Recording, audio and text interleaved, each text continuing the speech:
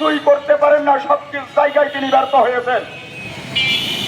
আমরা সিদ্ধান্ত নিয়েছেন, আপনার সবচেয়ে বড় আত্মঘাতী সিদ্ধান্ত হলে জুলাই আগস্টের অভ্যুত্থানের মাধ্যমে নাস্তানুবোধ হয়ে নিজের জানটা বাঁচিয়ে ভারতে এই জন্য আজকের এই মানববন্ধন থেকে স্পষ্ট আত্মঘাতী সিদ্ধান্ত নিয়েছেন।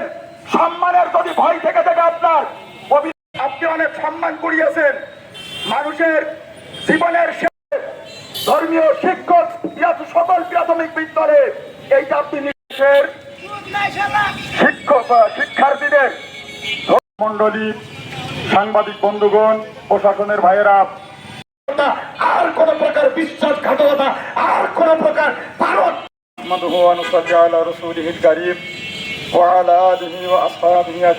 আজকে শিক্ষার্থীদের দ্বারা নিজের অভিভাবক লাঞ্ছিত হচ্ছে।